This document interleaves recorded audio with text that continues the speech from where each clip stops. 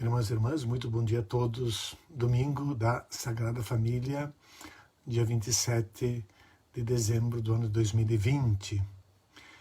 O texto do Evangelho desta celebração é tirado do Evangelho de Lucas 22, 22 a 40, apresentação de Jesus no templo, a profecia de Simeão. E percebe-se nessa perícope também que Lucas pertence ao mundo helenístico, porque do seu Evangelho da Infância é tirado esse texto que narra a apresentação de Jesus e da purificação da mãe, coisa que acontece para preparar o encontro com os dois personagens proféticos, Simeão e Ana, que vai até o versículo 38. Os últimos dois versículos, 39 e 40, são redacionais e tem a função simplesmente de encerrar uma perícope e preparar a seguinte, que vai narrar, então, Jesus no templo entre os doutores. E com essa perícope encerra-se também o Evangelho da Infância. Mas qual é o foco dessa celebração da Sagrada Família com este texto?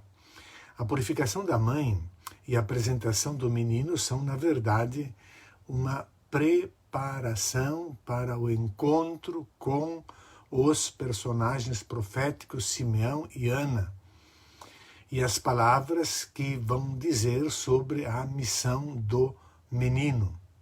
Esse é o foco. O material que Lucas utiliza, ele é oriundo de uma fonte palestinense, mas foi trabalhado por uma mão helenista. Um palestinense saberia distinguir perfeitamente o rito da purificação da mãe com o rito da apresentação de uma criança, da consagração de uma criança. O rito da purificação da mãe é prescrito pela lei, pela Torá, para todas as mulheres, deverá ser feito 33 dias depois do parto. O rito da apresentação da criança não é obrigatório e poderia ser feito tempos depois, e não necessariamente no templo, mas diante de um sacerdote. Ele celebraria o rito e fora do templo de Jerusalém. Então nós lemos no texto aqui, quando se completaram os dias para a purificação da mãe e do filho, conforme a lei de Moisés, Maria e José levaram Jesus a Jerusalém, a fim de apresentá-lo ao Senhor. Foram também oferecer um sacrifício, um par de rolas ou 2 pombinhos, como está ordenado pela lei de Moisés, pela lei do Senhor. E por esse sacrifício também nós vemos que Lucas apresenta a família de Jesus como uma família simples, uma família pobre. Jesus nasceu numa família pobre. O velho e o menino, título sugestivo que a Bíblia do Peregrino apresenta na explicação desta passagem. O velho e o menino.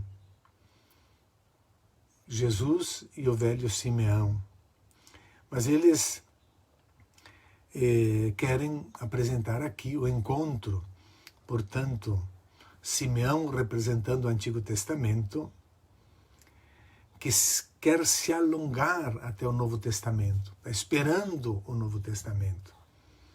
É como se ele esticasse o pescoço para ver o personagem que está chegando. Os irmãos ortodoxos, eles chamam essa liturgia da festa do encontro.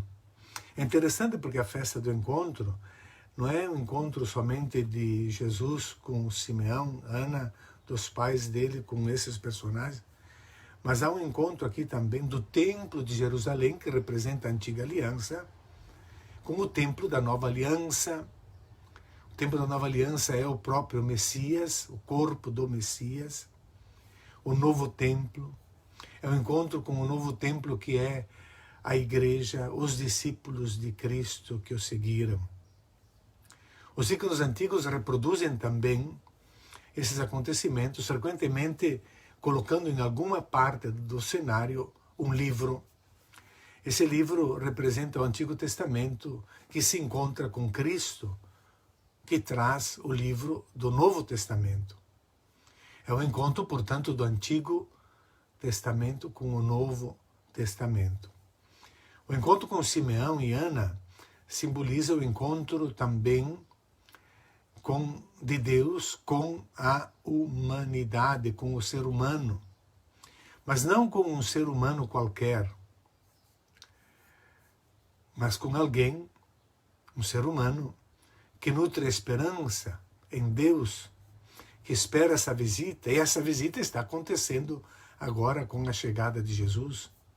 Por isso o texto ele narra uma explosão de alegria, porque a humanidade pode abraçar seu Deus, que se faz finalmente presente em sua vida. Dois detalhes importantes.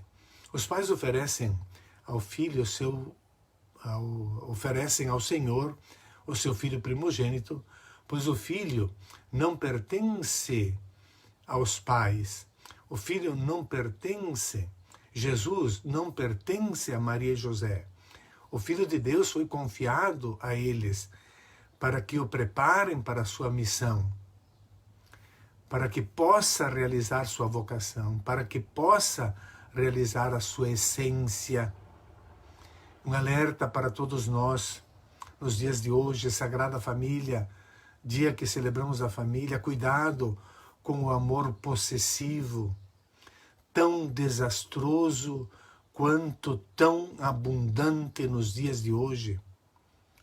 O que significa para uma família hoje oferecer o seu filho a Deus? Que consequência tem os pais, que consciência tem os pais em relação aos filhos e em relação a Deus?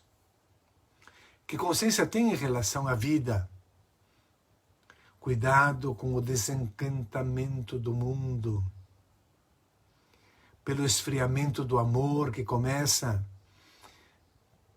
pela sociedade que vai nos levando, pelo desencantamento, o esfriamento do amor, o esfriamento do amor no coração dos pais, o afastamento de Deus, o afastamento da vida espiritual, uma vida esterilizada. Cuidado com esse esfriamento, falta de espiritualidade que vai nos colocar de joelhos diante do Deus do materialismo consumista que devora os filhos e a família também não poupa nada. Cuidado, eles consagraram seu filho a Deus. Nós consagramos o quê? Oferecem, segundo ponto, oferecem não um cordeiro, como previa Levítico 12, que era a oferta para resgatar o filho, para que não fosse sacrificado, mas a oferta dos pobres, um casal de rolas ou 2 pombinhos. São José aparece nos ícones sempre segurando um casal de pombinhos, porque é a oferta da família humilde. Outro grande valor para as famílias, a humildade no coração. O texto prossegue: em Jerusalém havia um homem chamado Simeão, que era justo e piedoso e esperava a consolação do povo de Israel. Simeão, justo e piedoso, um verdadeiro israelita que esperava o Messias, esperava a consolação de Israel, um verdadeiro israelita, não de religião aparente. O piedoso é alguém que tem vida espiritual, que mantém relação com Deus. Essa é a primeira resposta. O texto explica como é que Simeão, piedoso, verdadeiro, ele pôde reconhecer o Messias, porque ele era justo e piedoso. Coração puro do justo e piedoso consegue ver além das aparências. O piedoso é alguém que tem vida espiritual, que mantém relação com Deus. Primeira resposta. O texto explica também porque era um homem cheio do Espírito Santo. O Espírito Santo estava com eles. Não estavam distraídos ou dispersos, nem fechados no egoísmo assassino. O Espírito Santo é seu conselheiro, estava sobre eles, o Espírito Santo havia preanunciado que não morreriam sem ver a salvação. Movidos pelo Espírito Santo, porque o Espírito Santo é o guia, eles se movem, vão para o templo, e por isso podem acolher a salvação em seus braços. O Espírito Santo fala ao coração e nos testemunha. Foi o coração piedoso que pôde ver o Messias prometido. O mesmo Espírito Santo quer falar também a todas as famílias nos dias de hoje. Quer falar conosco. E o Espírito Santo muitas vezes fala conosco. E muitas vezes somos capazes de reconhecer quem é de Deus e quem não é de Deus. Quem é da morte.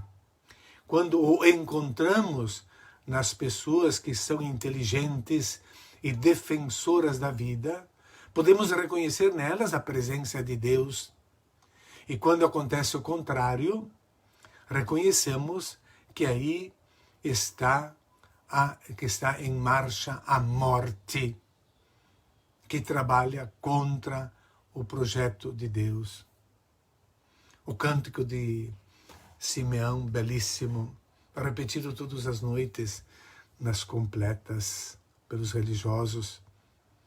Agora, Senhor, conforme a tua promessa, podes deixar esse teu servo partir em paz, porque meus olhos viram a tua salvação que preparaste diante de todos os povos, luz para iluminar as nações e glória do teu povo Israel. Simeão é um homem que nos ensina a viver, que nos ensina a envelhecer. Se o canto o rezamos diariamente, se o canto rezado diariamente nas completas, uma tradução melhor, nin apolieis ton dulonsu, nin apolieis, não é podes deixar, mas agora despede o teu servo. Percebe, Simeão, que o tempo completou-se. Ele viveu intensamente, realizou sua missão, amadureceu, cultivou a esperança. A morte para ele não é um fracasso, não é um roubo, mas sendo um homem conduzido pelo Espírito Santo é uma libertação. Ele percebe agora a morte porque a vida é cheia de esperança, como um mergulho na plenitude. É como se diz, pode morrer de amor. Está livre de todos os vínculos, de todos os condicionamentos limitantes. Encontrou a hora da liberdade. Simeão pode então viver serenamente a morte, porque viu a luz do Messias. É como diz São Paulo, segunda carta a Timóteo, no capítulo 4, é hora de partir, hora de soltar, de levantar as velas para partir. Belíssimo. O pai e a mãe de Jesus ficavam admirados com o que diziam a respeito dele. Significa, ficavam surpresos, não compreendiam tudo. E Simeão os abençoou e disse a Maria, sua mãe: este menino vai ser causa tanto de queda como de reerguimento para muitos em Israel. Ele será sinal de contradição. Assim serão revelados os pensamentos de muitos corações. É a profecia da missão de Jesus. E para este foco, todo o resto foi construído para nos levar a isso. Da missão de Jesus. É a profecia. Muitos o rejeitarão. Muitos o rejeitaram desde o começo. Os sacerdotes, os escribas, os fariseus, os saduceus. E estes organizarão a perseguição até a morte do Filho do Homem. Será um sinal de contradição, causa de reerguimento e de queda para muitos em Israel. E a profecia sobre Maria: quanto a ti, uma espada te traspassará a alma. A mãe aqui representa Israel, a mãe representa essa nação, dolorosa laceração, porque somente um pequeno grupo reconheceu o Messias, mas o Messias não foi reconhecido pelas elites e não foi reconhecido por todo o seu povo. A espada aqui, segundo o teólogo Alberto Maggi, não significa somente os sofrimentos pelos quais passará a mãe ao longo da sua vida, que não compreende as escolhas do filho, mas o acompanha ao seu lado durante a perseguição até a morte. Stabat Mater de São João, a mãe estava lá. Mas a espada é símbolo bíblico da palavra de Deus, conforme lemos na carta aos Hebreus, que diz: pois a palavra de Deus é viva e eficaz, e mais afiada que qualquer espada de 2 gumes. Ela penetra até o ponto de dividir a alma do espírito, juntas e medulas, e julga os pensamentos e as intenções do coração. Maria, claro, acolheu a palavra, obedeceu à vontade de Deus, pôs em prática a vontade de Deus. Pôs em prática, obedeceu a Deus na palavra. Concebeu a palavra no seu seio. A palavra, claro, traspassará a alma, a vida de Maria, do começo ao fim. No caminho dela também, aprender a tornar-se discípula do seu filho.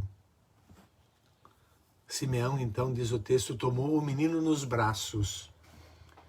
Ícones antigos ortodoxos mostram o menino aconchegado nos braços do velho Simeão. Outros ícones, porém, mostram o menino nos braços da mãe, como se tentasse se retirar, fugir, puxando para trás dos braços do velho. Simboliza o medo do seu destino diante das palavras da profecia, da missão, do sinal de contradição. Será causa de reerguimento e queda. Isso significa perseguição até a morte, morte de cruz. Havia também uma profetisa chamada Ana, filha de Fanuel, da tribo de Asser. Era de idade muito avançada, quando jovem tinha sido casada e vivera 7 anos com o marido, cheio de simbologia e de mensagem teológica, como já dizia na outra homilia. É a profetisa caracterizada na simbologia. Idade 84 anos, que significa 7 vezes 12, é a perfeição mais o povo de Israel. Então essa mulher representa o povo que acolhe o Messias, é todo o povo que acolhe a perfeição do Messias. Descasada há 7 anos, 7 é a totalidade, é a fidelidade a Deus, o casamento, o Messias, o noivo que está presente. Casada há 7 anos, total fidelidade, não casou mais. O esposo é o Senhor, o esposo é o Messias. A esposa também, então, agora o acolhe, porque o reconheceu. Da tribo de Asser, diz, porque a tribo de Asser recebera uma herança melhor que as outras tribos, mais rica, mais fértil.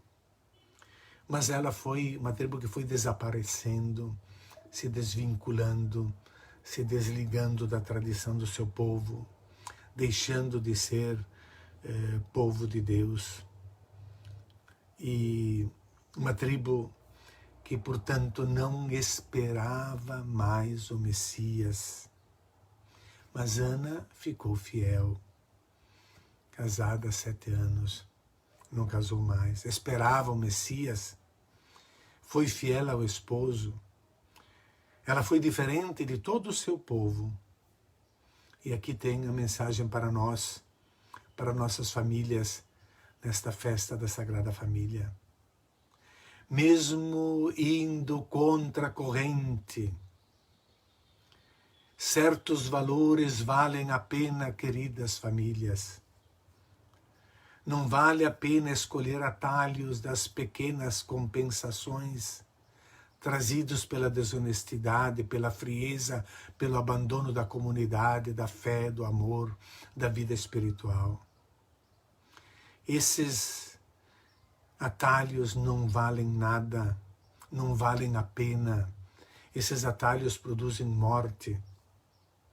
Mesmo se formos condenados a ficarmos em poucos, mesmo se formos condenados a ficarmos sozinhos, Ana, anciã da tribo de Asser, viúva, 84 anos, mesmo condenados a ficarmos sozinhos, queremos ficar fiéis à promessa do Senhor em cada circunstância, e não só quando nos convém para alguma cerimônia ou para solenizar algum evento.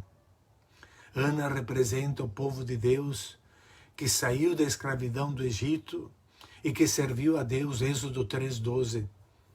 Cumpriu a lei em sua piedade popular e simples. Muito diferente do que fizeram os escribas, fariseus, sacerdotes, a elite de Jerusalém. Pergunto, em nossa família, na minha, haverá ainda lugar à esperança que vem de Deus? Essa mensagem da Sagrada Família. Um bom domingo a todos.